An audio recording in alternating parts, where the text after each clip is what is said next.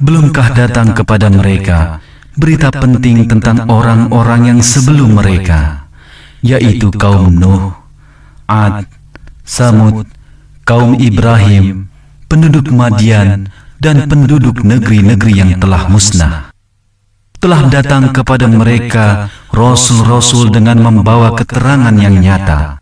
Maka Allah tidaklah sekali-kali menganiaya mereka, akan tetapi merekalah yang menganiaya diri mereka sendiri.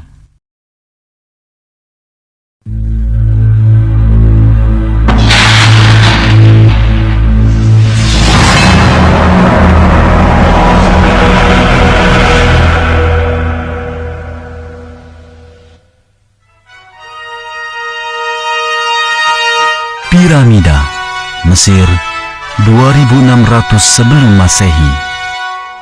Stonehenge Inggris 2000 sebelum Masehi. Angkor Wat Kamboja 1150 Masehi. Machu Picchu Peru 1470 Masehi.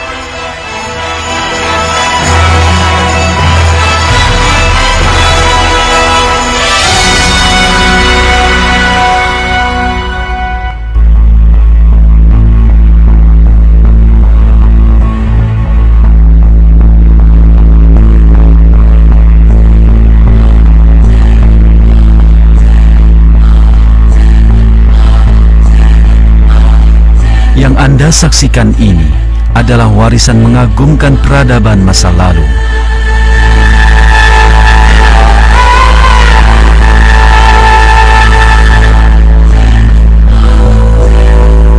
Sejarah dunia mencatat lahirnya berbagai peradaban besar yang berkuasa beberapa lama, lalu surut ketika akhir mereka telah tiba.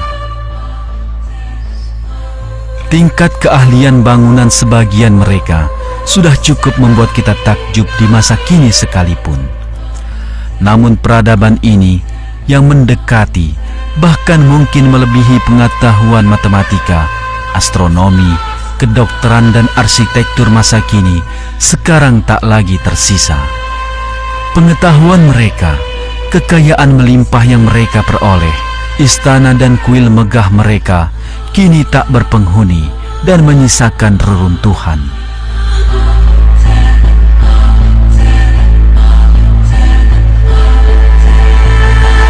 Meskipun memiliki kekuasaan dan kekayaan, mereka lenyap dari muka bumi.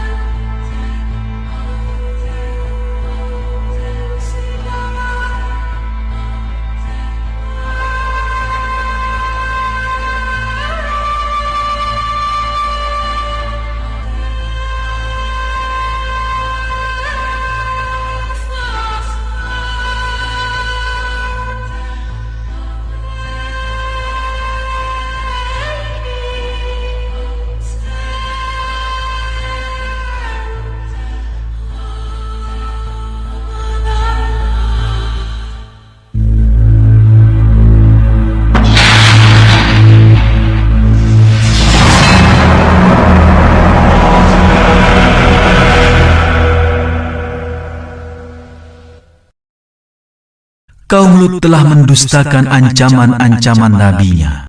Sesungguhnya, kami telah menghembuskan kepada mereka angin yang membawa batu-batu yang menimpa mereka. Wilayah Anatolia, dataran Mesopotamia, semenanjung Arabia, dan benua Afrika telah menjadi saksi lahirnya beragam peradaban besar sejak dahulu kala. Sepanjang sejarah, Allah mengutus para rasul untuk menyeru mereka mengikuti jalannya. Kaum yang mengingkari para utusan tersebut, yang mencoba membunuh dan mengusir mereka, semuanya telah dihancurkan. Salah satu peradaban ini ditemukan dalam wilayah batas negara Israel saat ini. Penduduk yang menetap di pesisir Laut Mati ini adalah kaum Lut. Al-Quran mengabarkan bahwa hubungan kelamin sesama jenis sedemikian merajalela di kalangan mereka hingga belum pernah dijumpai hal serupa sebelumnya.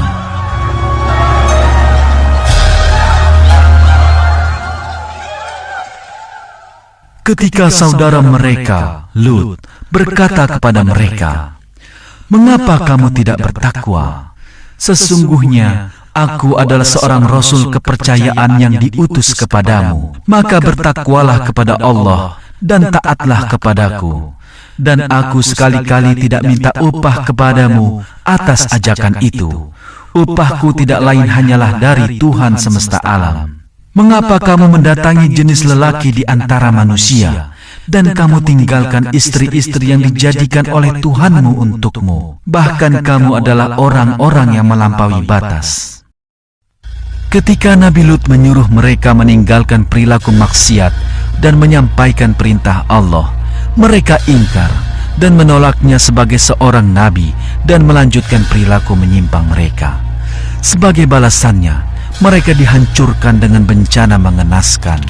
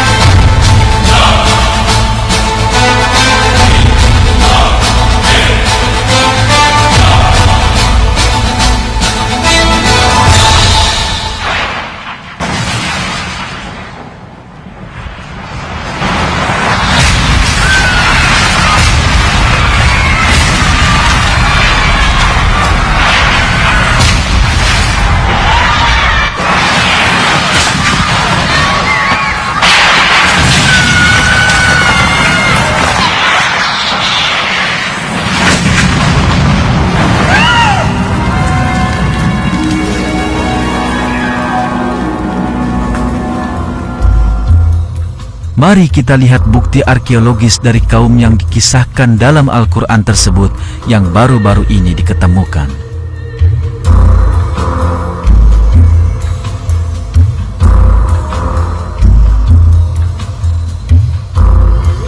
Ketika membaca Perjanjian Lama, kitab suci umat Nasrani dan Yahudi, akan kita ketahui bahwa hal ini dilukiskan dengan istilah yang sama sebagaimana dalam Al-Quran. Menurut Perjanjian Lama, tempat tinggal kaum berperilaku menyimpang ini adalah kota Sodom.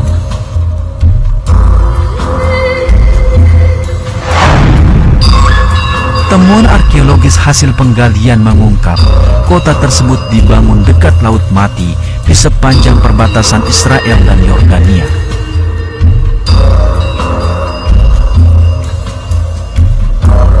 Para arkeolog yang bekerja di wilayah tersebut menemukan bukti telah terjadinya bencana mengerikan. Kerusakan parah pada rangka manusia yang berhasil digali menandakan telah terjadinya gempa bumi dahsyat.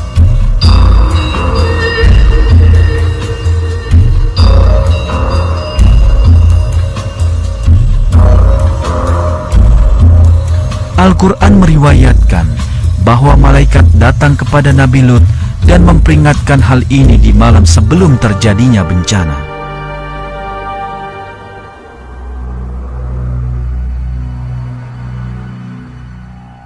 Para utusan malaikat berkata, "Hai Lut, sesungguhnya kami adalah utusan-utusan Tuhanmu. Sekali-kali mereka tidak akan dapat mengganggu kamu. Sebab itu, pergilah dengan membawa keluarga dan pengikut-pengikut kamu di akhir malam. Dan janganlah ada seorang pun di antara kamu yang tertinggal, kecuali istrimu. Sesungguhnya dia akan ditimpa azab yang menimpa mereka. Karena sesungguhnya saat jatuhnya azab kepada mereka ialah di waktu subuh. Bukankah subuh itu sudah dekat? Maka tatkala datang azab kami jadikan negeri kaum Lut itu yang di atas ke bawah, dan kami hujani mereka dengan batu dari tanah yang terbakar dengan bertubi-tubi, yang diberi tanda oleh Tuhanmu, dan siksaan itu tiadalah jauh dari orang-orang yang zalim."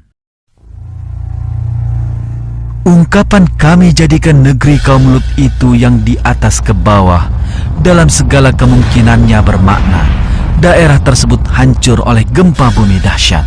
Menurut siaran BBC berjudul "Ilmuwan Mengungkap Tamatnya Riwayat Kota Sodom", geolog asal Inggris Graham Harris termasuk ilmuwan yang menemukan bukti meyakinkan tentang hal ini. Menurutnya, Sodom dibangun di pesisir Laut Mati dan penduduknya berdagang aspal yang tersedia di wilayah tersebut. Zat hitam lengket ini di masa lalu digunakan sebagai pelapis tahan air pada perahu dan perekat bebatuan pada bangunan. Daerah pemukiman yang tepat di pesisir Laut Mati ini juga terdiri di atas dataran yang sangat labil. Ini adalah titik bertemunya dua lempengan tektonik yang bergerak berlawanan arah. Ini adalah zona gempa bumi.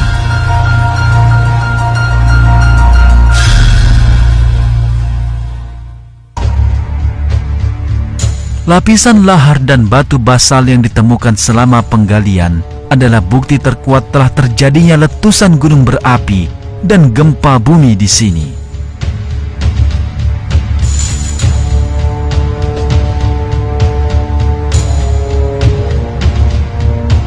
Peristiwa yang digambarkan Al-Quran dengan kalimat "Kami hujani mereka dengan batu dari tanah yang terbakar dengan bertubi-tubi" besar kemungkinannya sebagai letusan gunung berapi. Peristiwa tersebut dilukiskan oleh ayat yang sama dalam kalimat "Maka tatkala datang azab kami jadikan negeri kaum Lut itu yang di atas ke bawah." Sangat mungkin merujuk pada pecahan dan penghancuran akibat gempa bumi. Di bawah pesisir Laut Mati terdapat sejumlah besar timbunan kantung-kantung gas metana mudah terbakar. Gempa bumi pastilah telah mengguncangnya dan menjadikannya terbakar. Permukaan tanah lalu berubah menjadi pasir hanyut dan longsor besar menenggelamkan kota tersebut ke dalam air.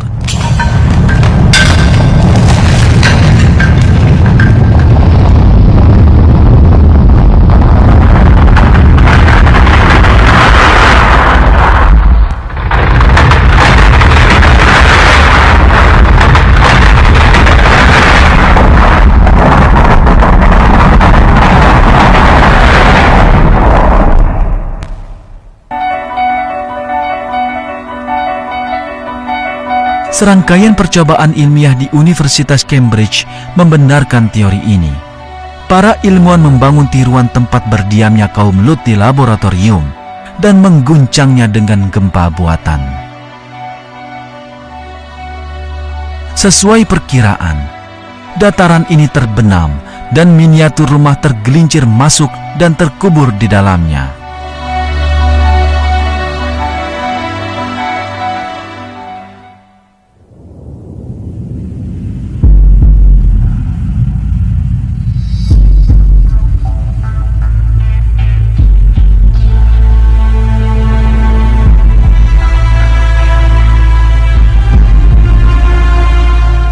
Penemuan arkeologis dan percobaan ilmiah ini mengungkap satu kenyataan penting.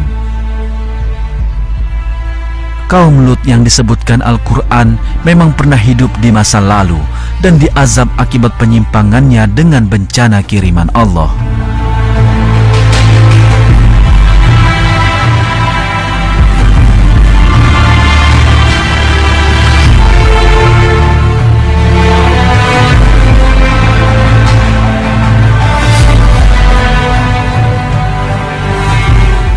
Semua bukti terjadinya bencana itu kini telah terungkap dan sesuai benar dengan pemaparan Al-Quran. Sekali lagi, terbukti bahwa Al-Quran memang firman Allah.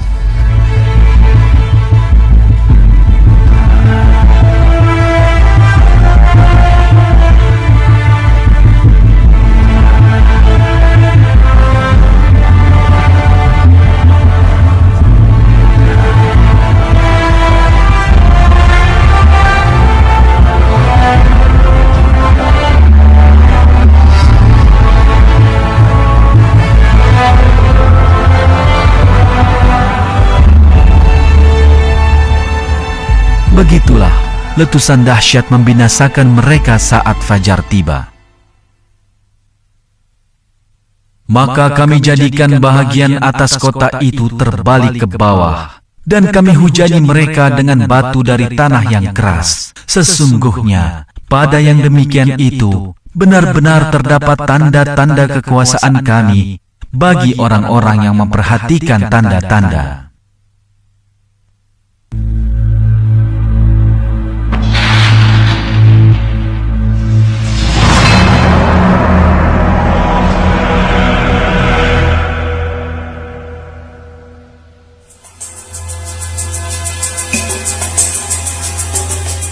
Gunung Vesuvius adalah lambang negeri Italia, khususnya kota Naples. Gunung berapi ini juga dikenal sebagai Gunung Kemalangan. Ada alasan tepat mengapa dinamakan demikian. Sebuah kota yang dibangun di lerengnya bernasib serupa dengan kota Sodom. Kota yang dihancurkan karena pembangkangannya terhadap Allah dan perilaku menyimpang penduduknya ini bernama Pompei.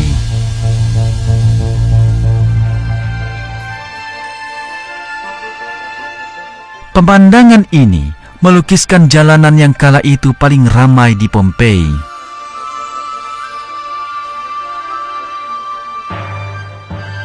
Inilah kota tujuan wisata bagi masyarakat kelas atas Kekaisaran Romawi dan menjadi lambang kemakmuran.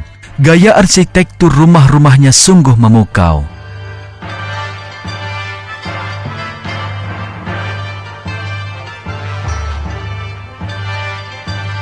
Penduduk Pompei sangatlah makmur. Bukannya bersyukur kepada Allah atas kemakmuran itu, mereka malah menjadi bangsa berperilaku menyimpang yang berkubang dalam kemaksiatan, dan kota itu menjadi pusat kezaliman.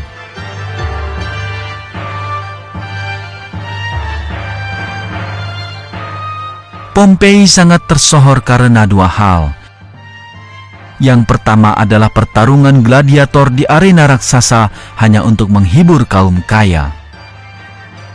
Pertunjukan biadab ini hanya memiliki satu aturan, bertarung hingga mati.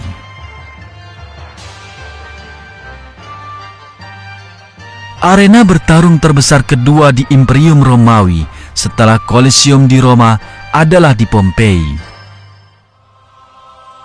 Di tahun-tahun awal sejarah agama Kristen, arena itu menjadi saksi kematian manusia yang tak terhitung jumlahnya, hanya karena mereka beriman kepada Allah.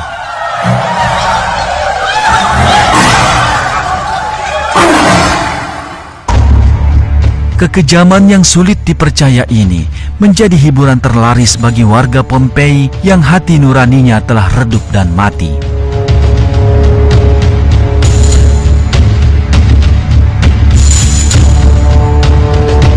Ciri menonjol kedua Pompei adalah penerapan sistem perbudakan paling tidak manusiawi yang merajalela di seantero Kekaisaran Romawi. Budak yang membangkang perintah hanya akan bernasib satu. Mereka diperlakukan sebagai barang tak berharga yang dapat dibeli dengan uang.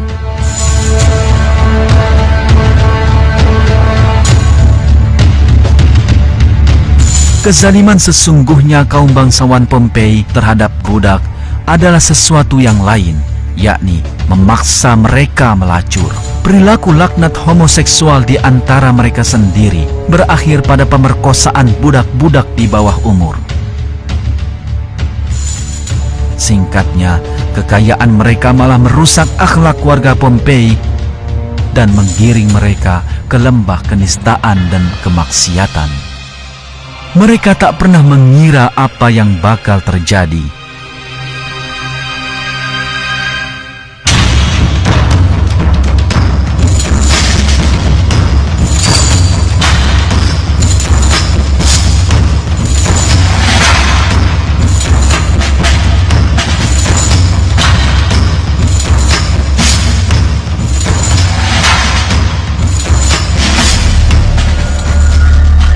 Bencananya sungguh dahsyat, hingga bak mandi marmer besar di salah satu pemandian ini membentur sangat keras dinding di depannya, hingga menimbulkan bekas benturan yang besar dan dalam.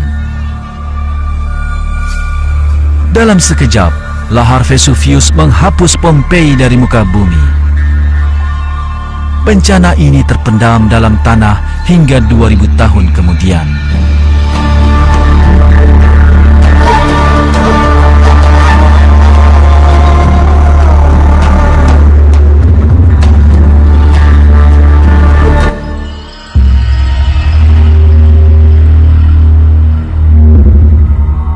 Pada seperempat pertama abad ke-20, para arkeolog mulai menggali sisa reruntuhannya dari bawah bertonton batuan vulkanis. Apa yang mereka temukan adalah sejarah berusia 2000 tahun yang benar-benar terawetkan.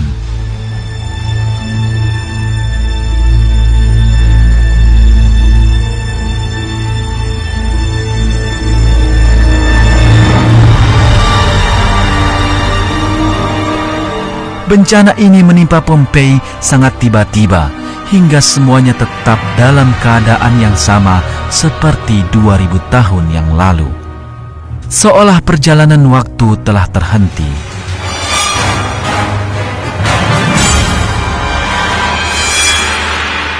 Meskipun letusan Vesuvius sangat mengerikan, tak seorang pun melarikan diri, tapi mereka membatu di tempat mereka berada. Muka, bahkan gigi dari sejumlah tubuh ini masih utuh sama sekali.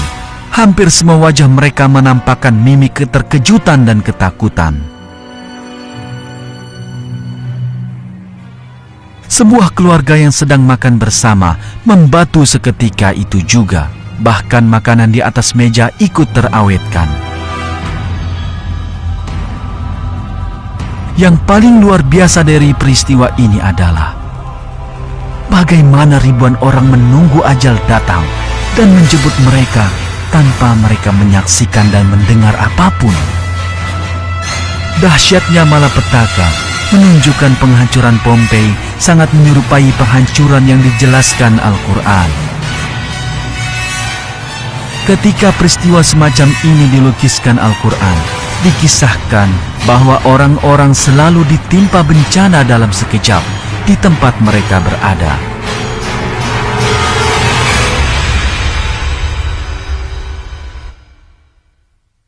Tidak ada siksaan atas mereka, melainkan satu teriakan suara saja, maka tiba-tiba mereka semuanya mati. Sesungguhnya kami menimpakan atas mereka satu suara yang keras mengguntur, maka jadilah mereka seperti rumput-rumput kering yang dikumpulkan oleh yang punya kandang binatang.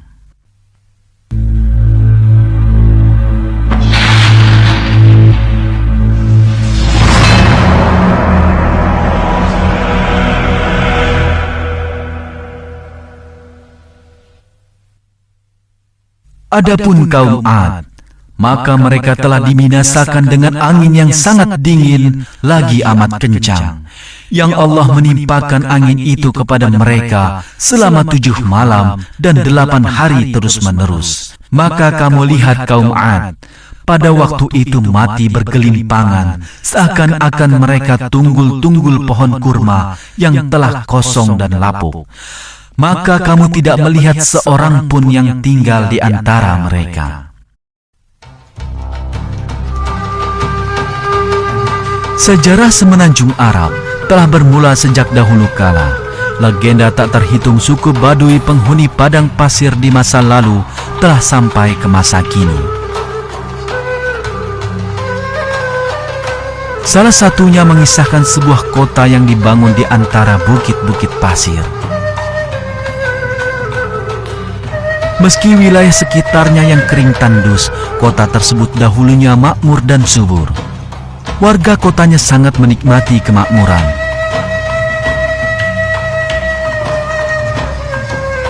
Namun, menurut kisahnya, penduduk kota tersebut melakukan dosa besar dan dihukum berat karenanya.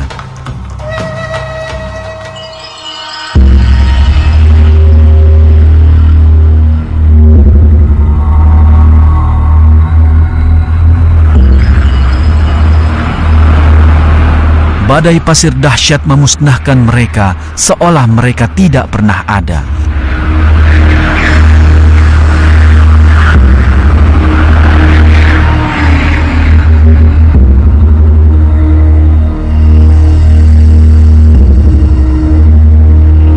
Penelitian arkeologis di Oman, di selatan semenanjung Arab, menunjukkan kebenaran kisah yang ternyata bukan sekedar mitos ini. Dan kaum yang disebutkan dalam sumber-sumber terdahulu tersebut adalah kaum 'Ad yang disebut dalam Al-Quran.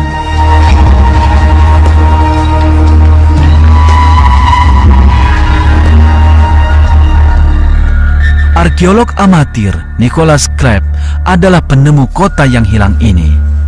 Klepp, pecinta dunia Arab dan pembuat film dokumentasi pemenang lomba, mendapati buku sangat menarik selama pengkajiannya tentang sejarah Arab.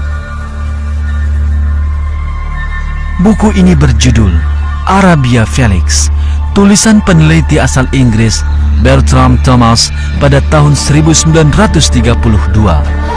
Arabia Felix adalah nama yang diberikan bangsa Romawi untuk bagian selatan semenanjung Arab, yang berarti wilayah Arab yang beruntung. Alasannya, penghuni wilayah itu di masa lampau tersohor sebagai masyarakat paling beruntung kala itu. Mengapa demikian?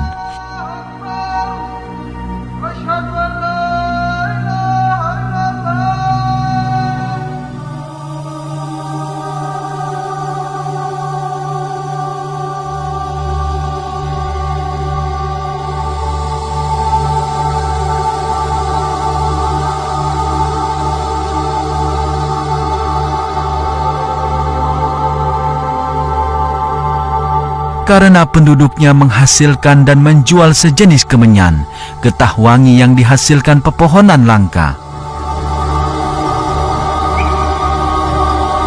Kemenyan bernilai tinggi bagi masyarakat zaman dulu dan digunakan untuk menghasilkan asap wangi pada berbagai upacara keagamaan. Getah wangi sama nilainya dengan emas kala itu.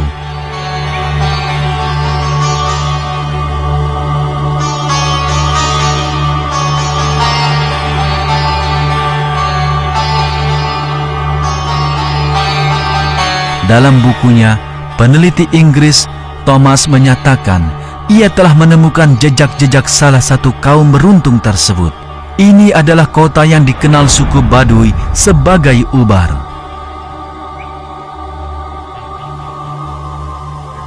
Dalam salah satu perjalanannya menuju daerah tersebut, orang-orang Baduy menunjukkan padanya sebuah jalur perdagangan kuno yang menurut mereka mengarah ke kota sangat tua bernama Ubar.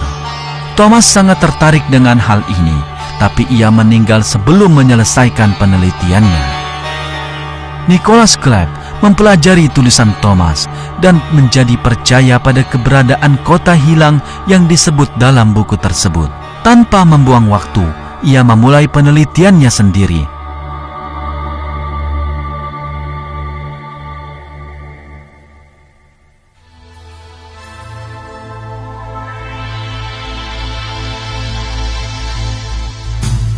Klepp meminta NASA untuk memotret wilayah tersebut dengan satelit. Gambar yang diambil dari ruang angkasa menampakkan sejumlah jalur yang tak terlihat oleh mata ketika di daratan. Klepp lalu membandingkan gambar-gambar ini dengan peta kuno dan memperoleh hasil seperti yang ia harapkan. Jalur perjalanan pada peta kuno itu sama dengan pada gambar yang diambil dari ruang angkasa. Titik bertemunya jalur-jalur ini adalah daerah luas yang diketahui sebagai pemukiman kuno.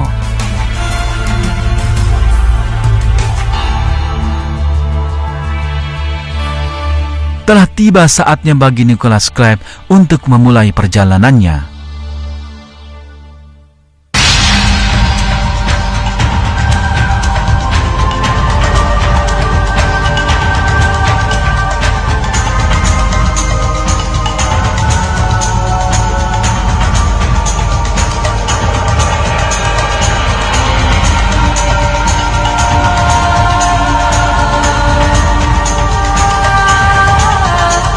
Perjalanannya cukup panjang dan penuh petualangan.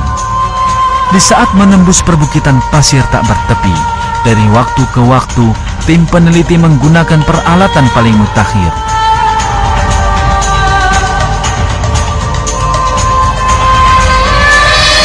Namun terkadang juga teknologi tak berguna di tempat liar seperti itu.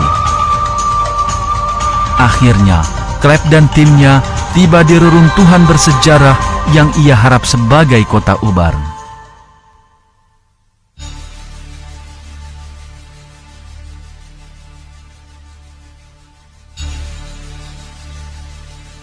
Sejak saat reruntuhan ditemukan, diketahui bahwa ini adalah peninggalan kaum Ad sebagaimana dikisahkan Al-Quran berikut kota Iram yang mereka bangun. Cleve juga menggunakan Al-Quran selama penyelidikannya. Al-Quran melukiskan bahwa kota Iram memiliki tiang-tiang tinggi. Tapi kata tiang dalam bahasa Arab juga berarti menara. Dengan kata lain, ciri yang dilukiskan Al-Quran adalah kota ini memiliki menara-menara tinggi. Sisa-sisa menara tinggi ini terkuak begitu saja selama penggalian. Berkat bantuan teknologi grafis 3 dimensi, para ilmuwan mampu merekonstruksinya. Dr. Zarins, anggota tim yang melaksanakan penggalian, mengatakan menara-menara inilah yang membedakan kota ini dari temuan arkeologi lain dan membenarkan situs tersebut sebagai kota Iram milik kaum Ad sebagaimana disebutkan Al-Quran. Apakah kamu tidak memperhatikan bagaimana Tuhanmu berbuat terhadap kaum Ad, yaitu penduduk Iram yang mempunyai bangunan-bangunan yang tinggi, yang belum pernah dibangun suatu kota seperti itu di negeri-negeri lain. Kaum Ad pun telah mendustakan pula, maka alangkah dahsyatnya azabku dan ancaman-ancamanku. Sesungguhnya kami telah menghembuskan kepada mereka angin yang sangat kencang pada hari naas yang terus-menerus, yang menggelimpangkan manusia seakan-akan mereka pokok kurma yang tumbang. Kaum Ad yang jejaknya ditemukan para arkeolog di kota Ubar adalah penentang Nabi Hud yang diutus kepada mereka. Akibatnya mereka dibinasakan Allah.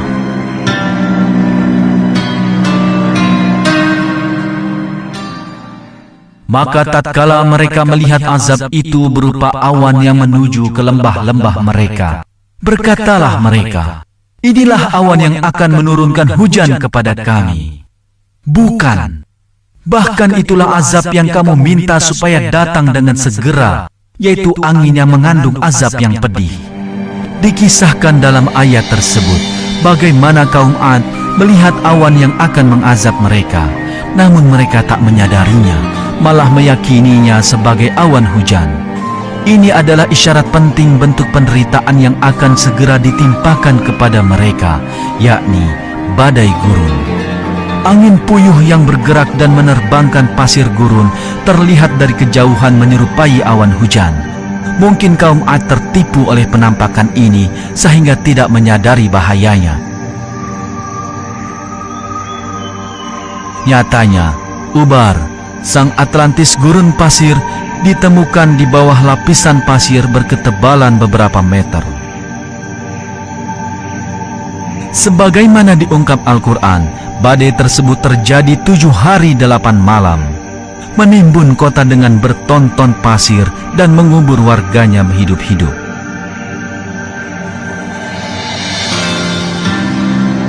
Bukti terpenting yang menunjukkan kaum 'Ad terkubur oleh badai gurun adalah kata Ahqaf yang digunakan Al-Quran untuk menggambarkan tempat tinggal kaum 'Ad.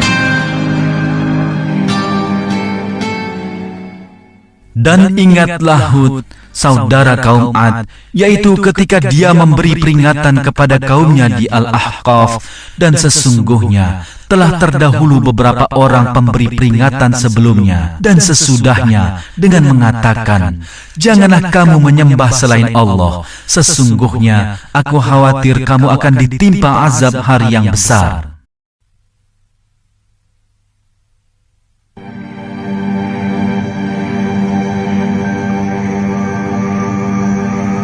Ahqaf dalam bahasa Arab berarti bukit-bukit pasir.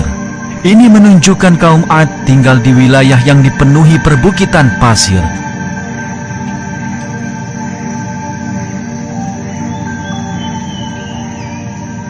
Jadi sangat alamiah bila kota tersebut terkubur oleh badai pasir.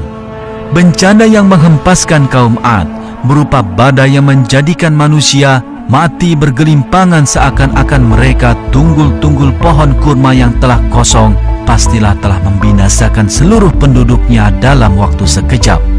Seluruh kota beserta isinya terkubur hidup-hidup dalam timbunan pasir. Lambat laun, gurun pasir merata setelah penghancuran kaum 'Ad tanpa menyisakan jejak mereka. Singkatnya, temuan sejarah dan purbakala membuktikan keberadaan kaum 'Ad dan kota Iram dengan menara tingginya, sebagaimana dikisahkan Al-Quran, dan mereka dihancurkan persis seperti yang digambarkan Al-Quran. Penelitian telah menemukan peninggalan kaum tersebut dari dalam pasir gurun. Dalam Al-Quran, Allah memberitakan kaum 'Ad berpaling dari jalan yang lurus karena kesombongannya. Semua kaum yang baru saja kita kaji melakukan kesalahan yang sama. Mereka semua mendurhakai Allah. Mereka menyembah Tuhan selainnya. Mereka berjalan di muka bumi dengan sombong tanpa alasan yang benar dan melakukan penyimpangan seksual dan kemaksiatan. Lalu Allah membinasakan mereka. Sepanjang sejarah telah banyak kaum yang dihancurkan karena alasan serupa, dan tidak terbatas pada sedikit contoh yang kita saksikan di sini. Allah memberikan kisah nyata ini dalam Al-Quran dan mengajak kita memikirkannya dengan sungguh-sungguh. Kewajiban kita adalah mengambil pelajaran dari kehancuran kaum-kaum ini dan menjadikannya sebagai peringatan. Sebuah ayat Al-Quran mengatakan, adapun kaum 'Ad, maka mereka menyombongkan diri di muka bumi tanpa alasan yang benar dan berkata, siapakah yang lebih besar kekuatannya dari kami? Dan apakah mereka itu tidak memperhatikan bahwa Allah yang menciptakan mereka adalah lebih besar kekuatannya dari mereka, dan adalah mereka mengingkari tanda-tanda kekuatan kami? Kita hendaknya selalu sadar bahwa Allah mampu menghancurkan seseorang ataupun seluruh kaum kapanpun Dia menghendaki. Dia juga meninggikan derajat orang-orang yang Dia kehendaki dan memberkahi atas mereka. Segala kebaikan dan keindahan adalah milik Allah. Kewajiban manusia adalah untuk senantiasa bersyukur kepada Allah atas segala nikmat-Nya dan selalu mencari ridha-Nya. Allah menyeru manusia dalam ayat-Nya, sesungguhnya telah berlalu sebelum kamu sunnah-sunnah Allah. Karena itu, berjalanlah kamu di muka bumi dan perhatikanlah bagaimana akibat orang-orang yang mendustakan Rasul-Rasul. Al-Quran ini adalah penerangan bagi seluruh manusia dan petunjuk serta pelajaran bagi orang-orang yang bertakwa.